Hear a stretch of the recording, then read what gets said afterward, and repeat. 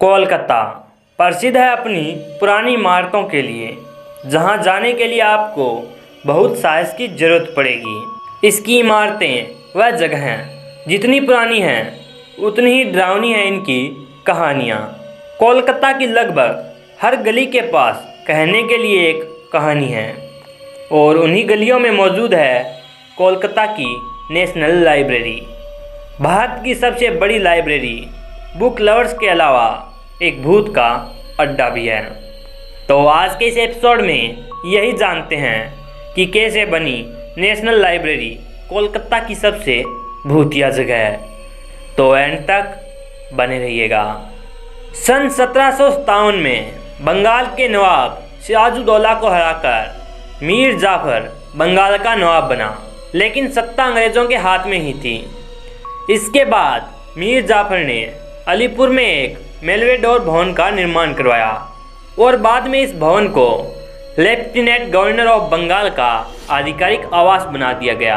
और फिर 1836 में यहाँ कोलकाता पब्लिक लाइब्रेरी को शुरू किया गया। इसकी शुरुआत के बाद प्रिंस द्वारकानाथ टैगोर को कलकत्ता पब्लिक लाइब्रेरी का पहला अधिकारी बनाया गया था, और फिर कुछ समय बाद कलकत्ता पब्लिक लाइब्रेरी को इंपीरियल लाइब्रेरी में बदल दिया गया, लेकिन अभी तक इसे आम पाठकों के लिए खोला नहीं गया था। अंत में भारत की आज़ादी के बाद इंपीरियल लाइब्रेरी को कोलकाता नेशनल लाइब्रेरी बना दिया गया, और इसके बाद से इस पुस्तकालय को आम लोगों के लिए खोला गया। लेकिन इन्हीं इतिहास के पन्नों के साथ कुछ डरावने अनुभव भी जुड़े हुए हैं। कुछ लोग बताते हैं कि यहाँ अकेले में किताब पढ़ते वक्त उनको किसी की सांसों की आवाज़ें आती हैं, और ये आवाज़ें और भी तेज़ हो जाती है अगर कोई किताब को उसकी सही जगह पर ना रखे। हर चीज़ को बार बार चेक करने और उसे सही से रखने का पागलपन कहलाता है OCD, यानी ऑब्सेसिव कॉम्पल्सिव डिसऑर्डर। इंसानों में तो आपने सुना होगा, पर OCD वाला भूत पहली बार सुना होगा। लोगों ने लाइब्रेरी में कई बार कदमों की आवाज़ें सुनी हैं, पर किसी को चलते हुए नहीं देखा।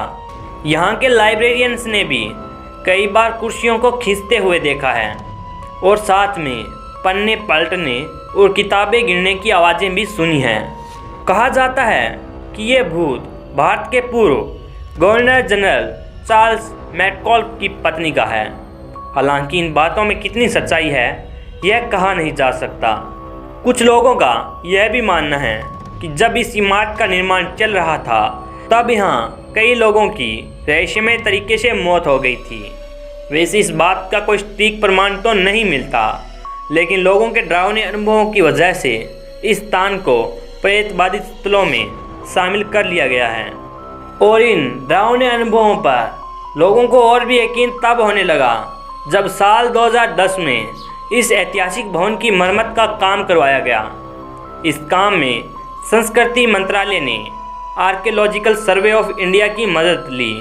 मरम्मत के दौरान यहाँ एक ऐसे राज का पर्दाफाश हुआ जिसने सबको चौंका कर रख दिया। उन्हें यहाँ एक गुप्त तहखाने का पता चला।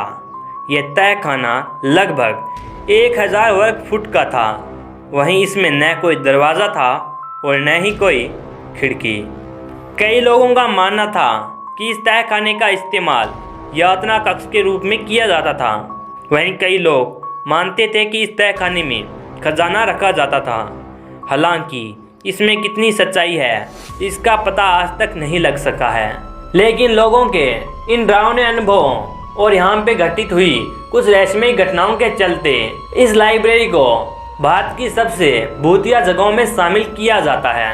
और अगर आपको भारत की कुछ और ऐसी ही हॉन्टेड प्लेसेस के बारे में जानना है तो स्क्रीन पर मेंशन कर दिया हूँ, तो आप डायरेक्ट उन वीडियोस पर पहुँच जाएंगे।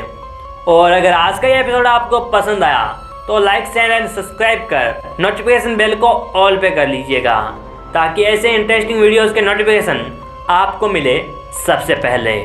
तो अब मुलाकात होगी अगले एपिसोड में, तब तक के लिए अलविदा।